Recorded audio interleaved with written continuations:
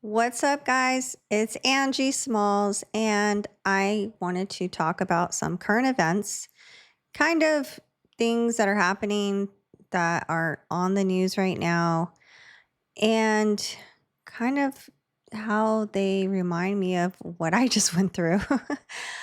I'm laughing because things just, if you survive them, then you just have to thank God. So there was this unfortunate accident that happened in the Dominican Republic. Um, when was it? On Friday. And I just kind of want to talk about it because I read this story and I can't imagine going through something like this. Um, so this music manager was at a nightclub, and if you read this article here, he went to go watch this reggaeton artist or merengue singer. Because this is right here. Spoiler alert: merengue singer did not get out of this live. So he went to watch this merengue singer Ruby Perez perform, and all of a sudden the roof collapsed. And this music manager right here was there with his brother, and I guess he's also a music producer. But if you read the article, the roof fell onto the corner of the club, landed on a table, and shattered it. That's when a hole appeared in the roof. People started recording it and looking at it, and within seconds the entire roof caved in. At first, we thought it was a fight in the club because everyone started running and we assumed it was some kind of altercation. But 5 seconds later, the roof collapsed. I was right there in front. I didn't have time to run. When I turned to leave, the roof fell on me, on my head, back, arms, and knees. I was completely buried. This is like my worst nightmare. I seen a movie, I think it was like a 9/11 movie, and I think it was John Travolta that played the fireman, but it was it was I never forget this scene, even though I can't remember the actor. But this firefighter was trapped in metal, and you can't see an inch in front of your face, and you're supposed to just calmly. I don't even know how you would keep yourself calm, but okay, so let's keep reading this. So similarly, Bautista, I guess his last name is, and his brother were both trapped. And he said that there was a couple, they managed to create a space and said, Carlos, help me get out. He's a big guy. He's 6 feet tall. And so he was able to move a chair and they got out. And his brother was still trapped. So I went to go help him out of the rubble. When things like that happen, you don't really think about anything. While I was trapped, I thought about my mom, my family, and I prayed to God. I asked him to help us make it out alive, but I surrendered to his will. I was calm, 100% calm, but it wasn't me. It was God who made that possible. So if you guys seen some of the blogs in LA, I hosted a show with Munchies. Munchies asked me to be a guest, and I was supposed to host a tattoo contest. And there was a lineup of rappers that super talented guys. I was looking forward to the event. Um, if you guys watch my channel, I really do like to support up and coming Latinos. I like to support all Latinos, but I have a soft spot in my heart for artists that are in their 20s because, I'm going to speak more about this, but I lost my nephew when he was 25, and I lost my niece when she was 19. And I feel I just miss them so much, and I just wish I could be here to mentor them. And so when I see artists and rappers get a bad rap, no pun intended. You have to be smart to create rhymes on the fly and witty to have these beats sound catchy. And to me it is a skill, and it's not, I don't think just anyone can. I mean, anyone can be a rapper, but I also think I have an ear for talent. So I didn't know what to expect. I really just thought I was just going to go and guest host, and it was going to be fun. But I saw Jada Mack, who's a 14-year-old rapper who he's been on the show. Go check out his interview. He's going to come back on the show soon too. And his dad, and I was, happy to see them. And Icon, Ellie Icon, I had just seen him a couple days before we did the Horchata with Oat Milk movie premiere. And he brought his wife Negra, and so I just thought it was a good time. And plus I was, being asked to be there, so I was getting like free bud and free drinks, and so it was cool. It was a Saturday. Like, who doesn't want to just hang out and chill, and just have fun? And so, um, I really wasn't familiar. I hate to say, I have heard of Blanco. I had heard of Tommy Guns, but I wasn't really familiar with P-Face. And then Lefty Gunplay showed up.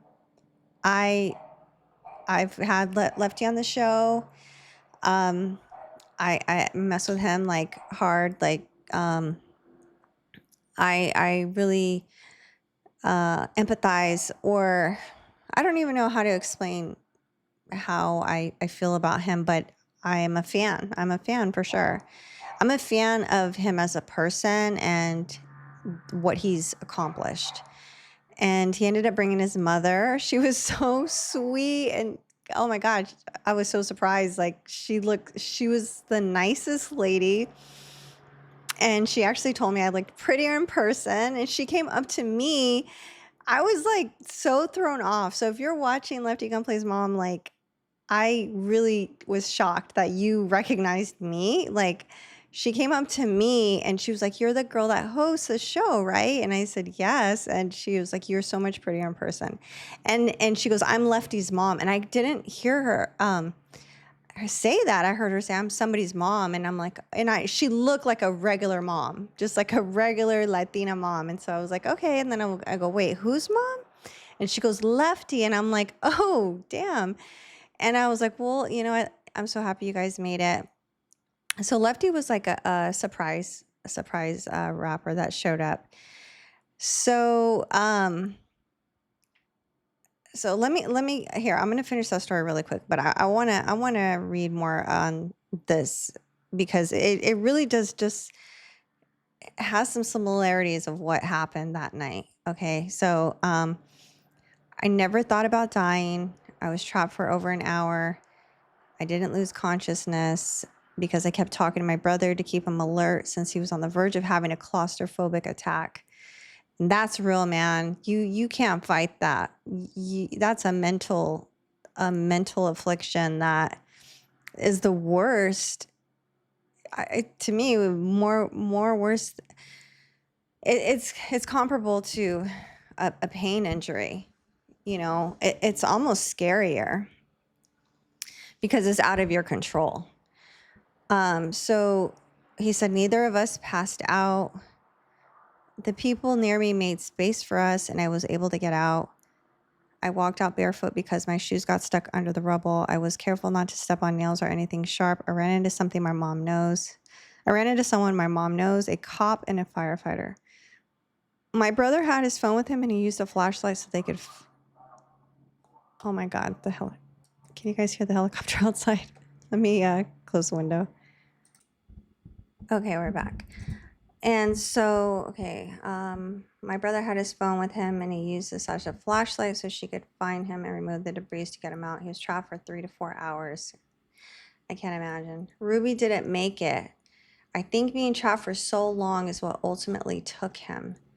When you're in that kind of situation, your mind starts to wander and it's not easy to process what's happening. At first, I thought it was an earthquake, but when I got out and saw that everything was fine outside, I realized it wasn't. What impacted me the most was seeing people outside desperately waiting for their loved ones to come out alive. That stayed with me. Seeing their faces, knowing that most of the people trapped inside had already passed away, God had called them. I lived with my brother and my mom. She was at home, only found out what happened when I called her from the hospital. My mom wakes up every day at 4 a.m. to pray, and I called her at that time to tell her not to worry when she woke up and realized I hadn't come home. My brother spent the night in the hospital, and he's here with me now. My heart feels broken because I'm human and I feel the pain of others. I lost a lot of people I know that night. Life can change in an instant. I woke up this morning thanking God for giving me more time, for showing mercy to us, not not for leaving my mom alone in this moment, for letting her keep her 2 sons. That's just how I am, always calm, always composed. But I didn't survive just because I'm calm. Everything is in God's hands. I keep thinking about this phrase: it wasn't the universe, it was God. And it wasn't random, it was part of his plan. Now that this has happened, I want humanity to take God's existence more seriously. We're seeing the signs of the end of the times, and God is real. I've always believed, but now even more so. I'll continue to talk about his existence for the rest of my life. This doesn't affect my career, not at all. I work in music and I'm mentally prepared for whatever comes my way. He really saw the end almost, you know, he says he was calm, but he thinks this was part of a bigger picture. This wasn't a personal story to him. He's saying that this is part of um, situations that are happening more frequently. Okay. So I want to hear about the conflicting stories on Ruby Bettis because I haven't read this article yet.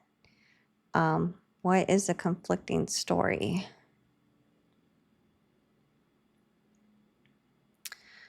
So, also, just going back to the show that I was a part of, so it was the Found Fortune Fest. Um,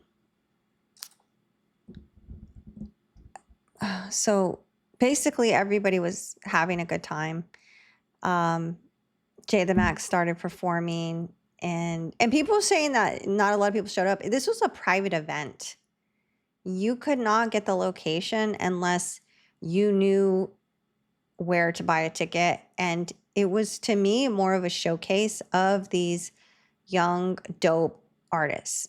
And Lefty came out to support. I was there to kind of document. Well, I didn't bring my camera or anything, but I was definitely there to kind of see these performers, And like I said, I think I have an ear for talent. I know I have an ear for talent. So I think that the artists that got on stage they were dope. They were cool. We got a show, and I don't know how old these, you know, rappers are. Blanco, Tommy Guns, P Face. I don't know, but I know they're in their 20s. Even if they might not even be 20. They look pretty young.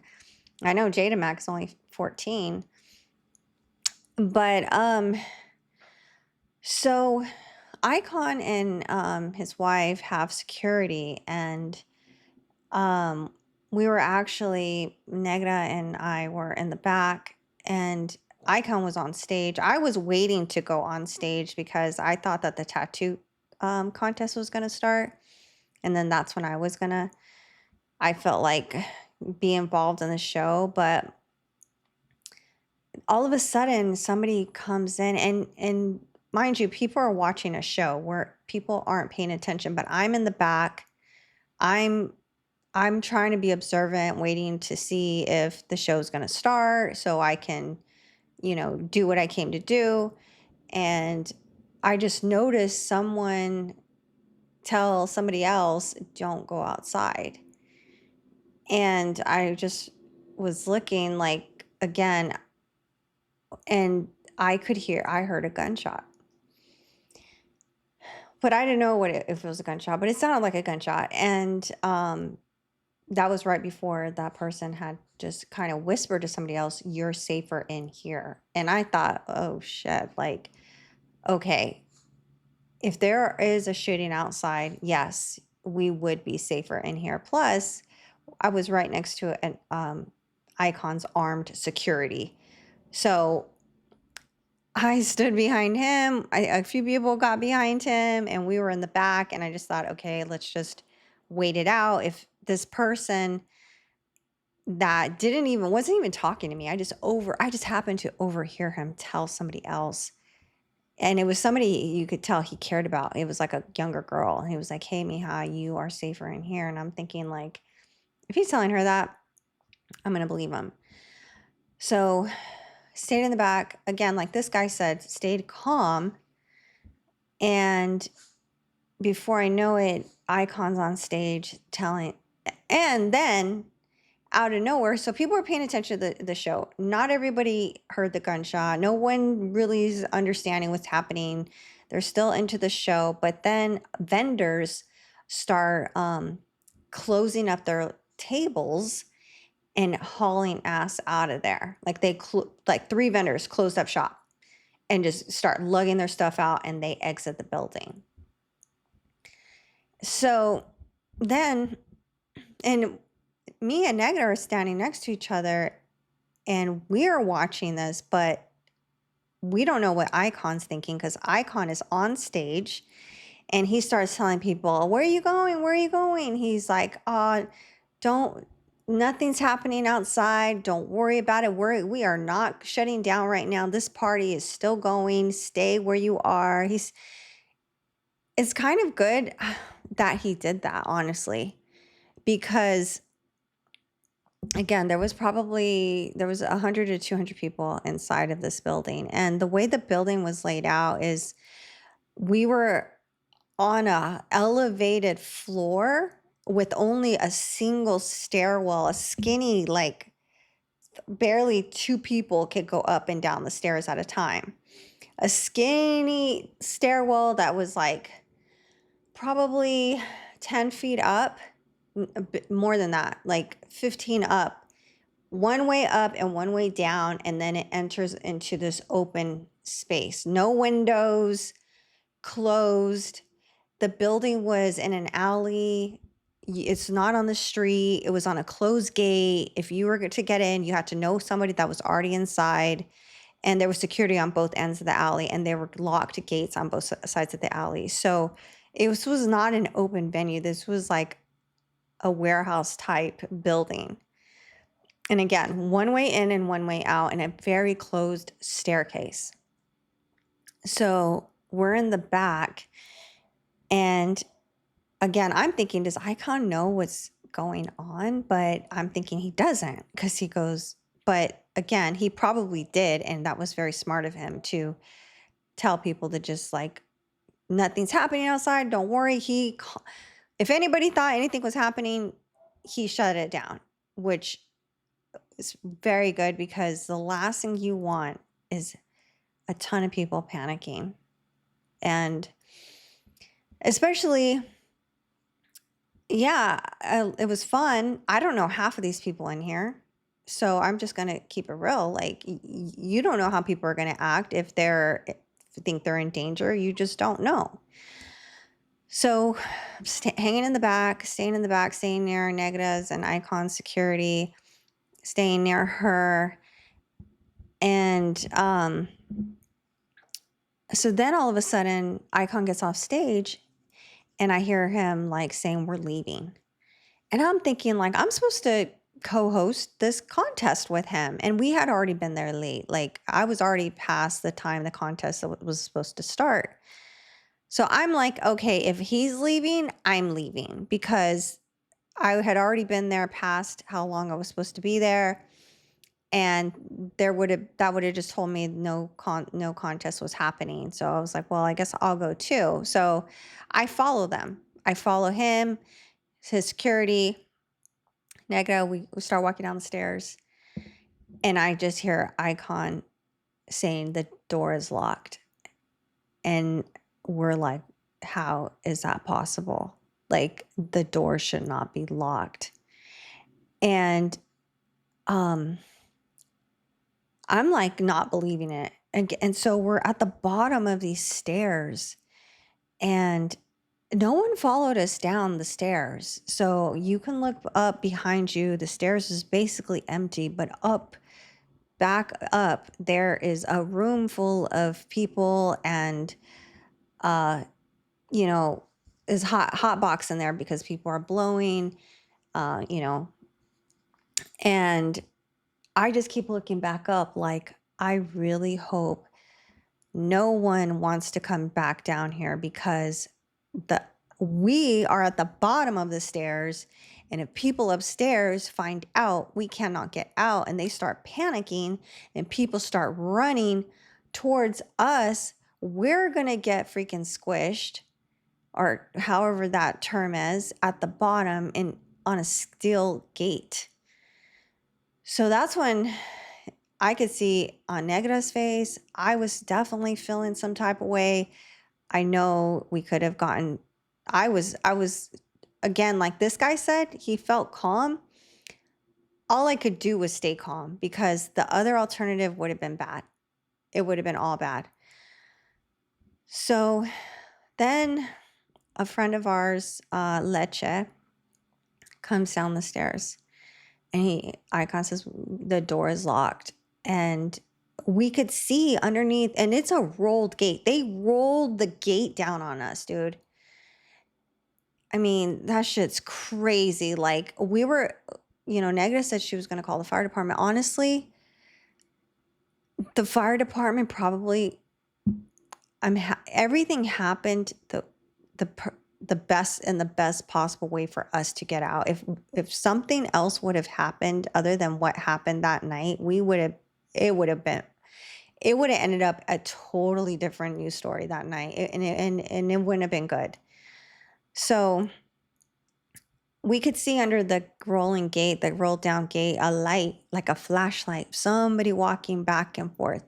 And we don't know what's going on outside. I didn't know what was going on outside. All I know is that this gate is rolled down, and I know how hard those things are to open, because I used to have a store in downtown LA, and that shit was a bitch to open. I could never open it by myself.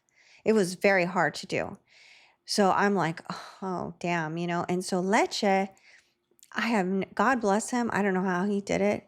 He went down on the bottom, and we started asking the people outside, because we didn't know who was on the other side of the door. But I was like, they're freaking keeping us in here. On top of it, not only is it locked, they know we're locked inside, and they're still not doing anything about it.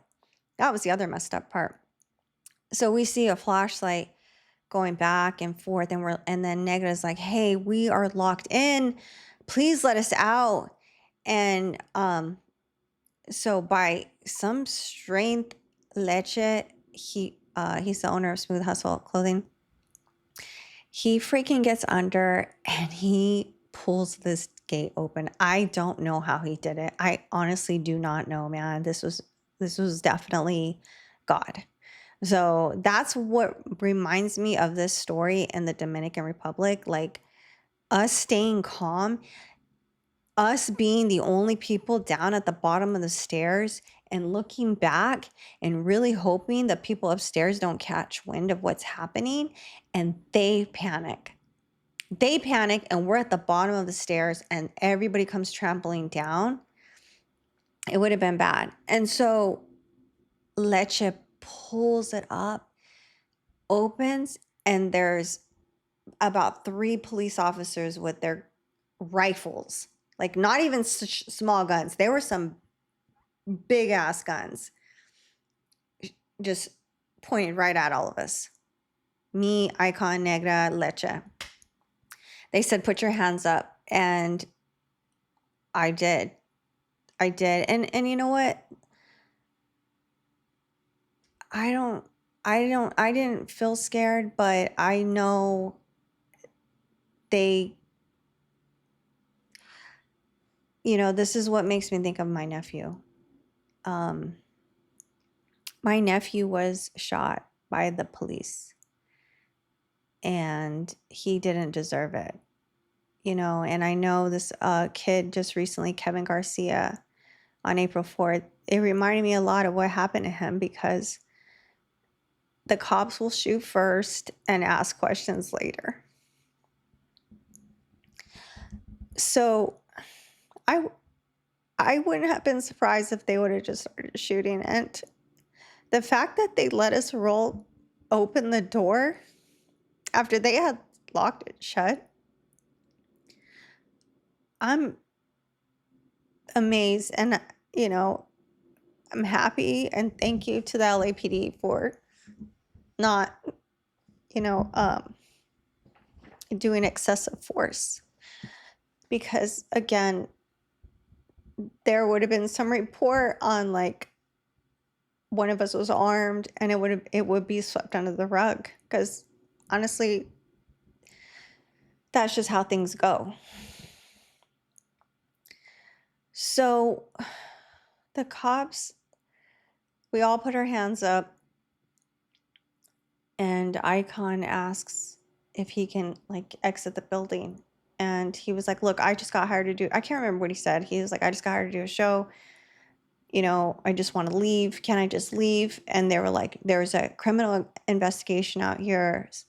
We'll let you guys leave.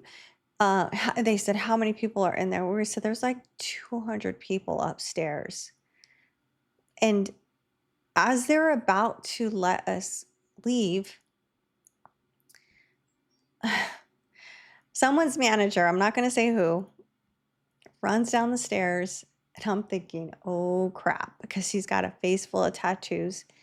And I'm like, please, the cops was just about to be like, okay, one by one. This guy runs down the stairs and he's like, what's up, man? Let us out. And I'm like, oh my God. Because again, who knows if the guns could have started spraying. And we're all just taken out, And again, there would have been some sort of justification for that to happen. So I try to tell him, like, dude, they're going to let us out right now. Please just listen to what they're saying. And so luckily, again, the cops did not exert any extra force. And thank you, LAPD, for allowing us to leave.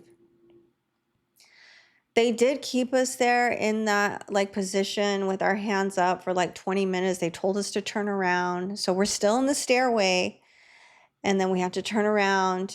So they still have their guns pointed to us, and only we can't see them now. So we're facing the other way. I mean, how would you feel if they tell you to turn around and they have a gun pointed at you from behind? And I just stood there with my hands up, man. And I was scared to move.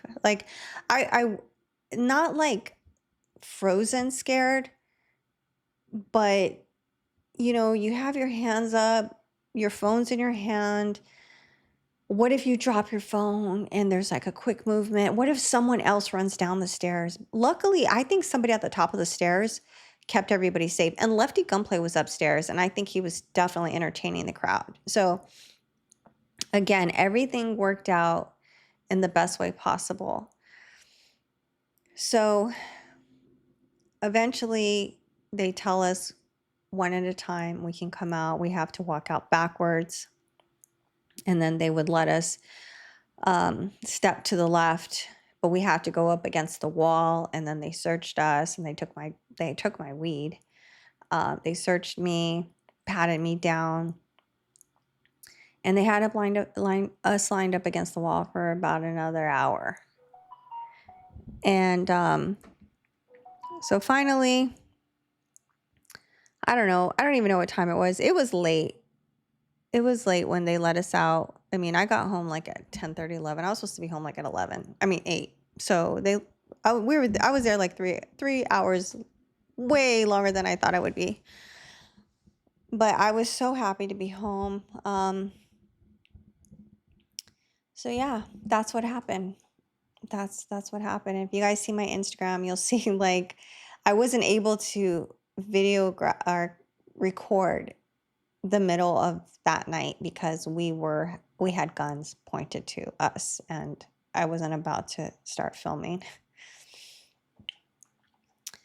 So okay, let's read what really happened to this guy, Ruby Perez. No voy a llorar, so I'm not going to cry. Conflicting report about Ruby's condition circulated the internet. The artist's death was confirmed. He's inside and we hope to God. He was presumably found alive. He's injured, but he's inside. They found him singing. He started singing so they could hear him. He's always told me if something ever happens to me, cover me so no one takes pictures. Wow, what a premonition. Zulinka, who's also a backup singer for Perez, was present when the roof collapsed, shared, I'm his backup singer. My husband and I are backup singers. My husband covered me, threw himself on top of me, and he got trapped. He told me, get out quickly. The musicians were able to get out. The bass player is in critical condition. I think he had a surgery in the hospital. One of the saxophone players is dead. Meanwhile, various local news outlets announced that the artist was stable and hospitalized at Centro de Medicina Avanzada in Santo Domingo. And you know what's crazy? On the way to this event, I took an Uber. And I'm glad I did because they had a parking spot for me at that event. And I said, hey, I'm just going to Uber there because it wasn't far from my house.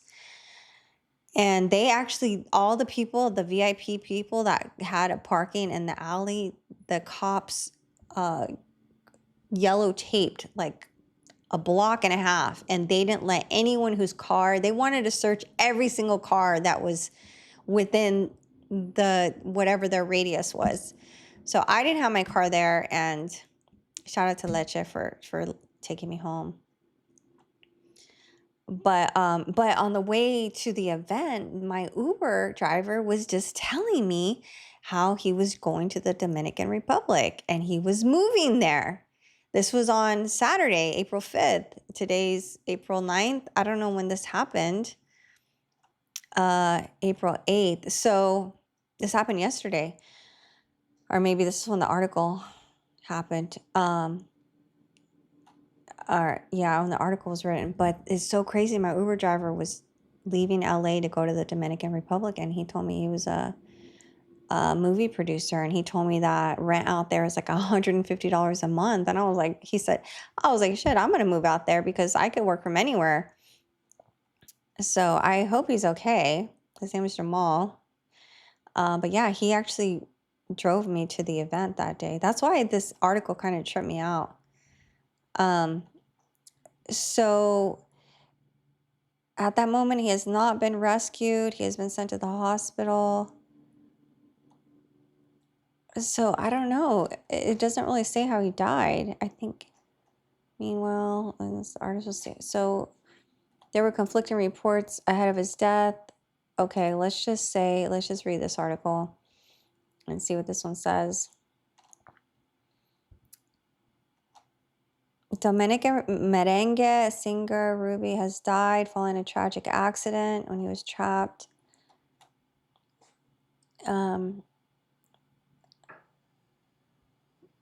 Okay, it's not really saying how he died. Okay, so he also died in the collapse. Rescue operations are collapsing are ongoing. Prayers out to the Dominican Republic, and I hope you guys liked this kind of story time. And shout out to my new 3,000 subscribers. We also just recently hit 550,000 views. We are on our way to hitting 1 million. So thank you so much for subscribing. Let me know if you like this video, and I'll catch you on the next one. Stay safe, guys. Love you.